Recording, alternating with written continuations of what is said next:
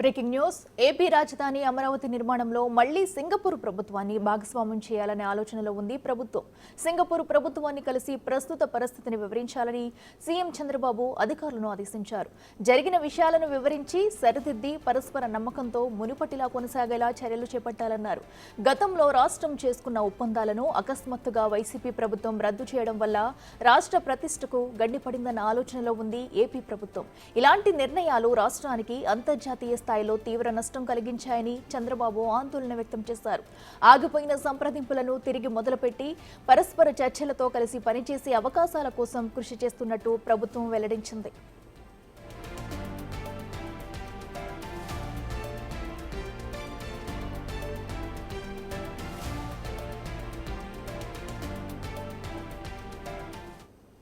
ఇదే అంశానికి సంబంధించి మరింత సమాచారం మా ప్రతినిధి శివ లైవ్ లో అందిస్తారు. శివ, చెప్పండి, మరి అమరావతి రాజధాని నిర్మాణానికి సంబంధించి కూడా ఆ సింగపూర్ ను మళ్లీ భాగస్వామ్యం చేయాలనే ఆలోచనలో సీఎం చంద్రబాబు అయితే ఉన్నారు. అయితే సంప్రదింపులు ఎప్పుడు జరపొచ్చు, దీనికి సంబంధించి అప్డేట్స్ ఏంటి?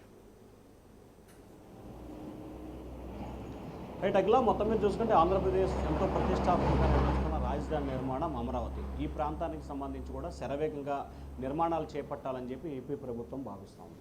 దానిలో భాగంగానే నిన్న అసెంబ్లీ ముగింపు రోజు, చివరి రోజు ముఖ్యమంత్రి చంద్రబాబు ఎమ్మెల్యే, ఎమ్మెల్సీ, కలెక్టర్లు, ఐఏఎస్ క్వార్టర్స్ ఎప్పుడు పూర్తవుతాయి, ఇట్లా ఎప్పుడు పనులు ప్రారంభించబోతున్నాం, ఎప్పటిలోపు ముగించబోతున్నాం అనే దానికి సంబంధించి ఒక 6 నుంచి 8 పనులకి ప్రారంభ తేదీ, ముగింపు తేదీని అసెంబ్లీ సాక్షిగా చంద్రబాబు ప్రకటించడం జరిగింది. 2027 నాటికి పనులన్నీ పూర్తి కావాలనేది తెలుగుదేశం కూటమి ప్రభుత్వ లక్ష్యంగా కనిపిస్తోంది.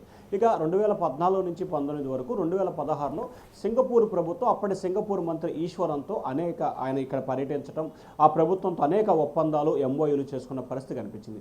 ముఖ్యంగా రాజధాని నిర్మాణానికి సంబంధించి టవర్స్ నిర్మాణం, పెట్టుబడులు, పారిశ్రామిక రంగానికి సంబంధించి హోటల్స్, స్విమ్మింగ్ పూల్స్, ఇట్లా అనేక అంశానికి సంబంధించి ఆ ప్రభుత్వంతో అనేక ఒప్పందాలని గతంలో 2014 నుంచి 19 వరకు 2016లో ఒప్పందాలు చేసుకున్నారు. సో దీనికి సంబంధించి 2019లో వచ్చిన వైఎస్ఆర్సీపీ ప్రభుత్వం వాటన్నిటిని కూడా రద్దు చేస్తూ కీలకమైన నిర్ణయం తీసుకుంది. ఆ తర్వాత రాజధానిలో ఎటువంటి అభివృద్ధి కానీ, నిర్మాణ పనులు కానీ కొనసాగలేదు.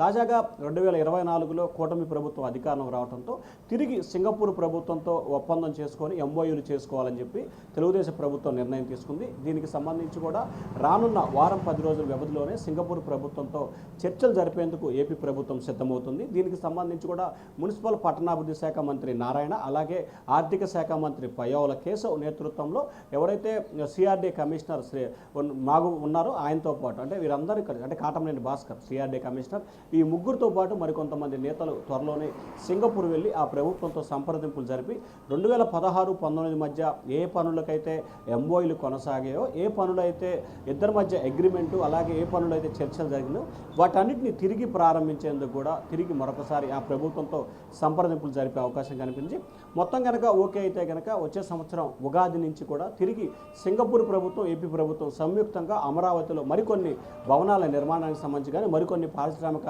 పరిశ్రమలకు సంబంధించి కానీ మరికొంత అభివృద్ధి దిశగా కూడా ప్రయత్నాలు చేయాలని ప్రభుత్వం ఆలోచన చేస్తూ ఉంది. దాదాపుగా సింగపూర్కు సంబంధించిన ప్రభుత్వ పెద్దలతో ఇప్పటికే ఏపీ సీఎం పలు దఫాలుగా మాట్లాడినట్లు కూడా సమాచారం అందుతుంది. సో ఈ సమాచారం నేపథ్యంలోనే వచ్చే నెల మొదటి వారంలో సింగపూర్ ప్రభుత్వంతో ఏపీ ప్రభుత్వ పెద్దలు చర్చలు జరిపే అవకాశం కనిపిస్తూ ఉంది. జనవరిలో సింగపూర్ ప్రభుత్వ బృందం ఆంధ్రప్రదేశ్లో వచ్చి చంద్రబాబుతో సమావేశం అవటం, ఆ తర్వాత రాజధాని ప్రాంతంలో పర్యటించే అవకాశాలు కనిపిస్తున్నాయి. ఉగాది నుంచి, అంటే 2025 ఉగాది నుంచి కూడా సింగపూర్ ప్రభుత్వం ఏపీలో పనిచేయబోతా ఉంది. Akhila. Right Shiva, thank you.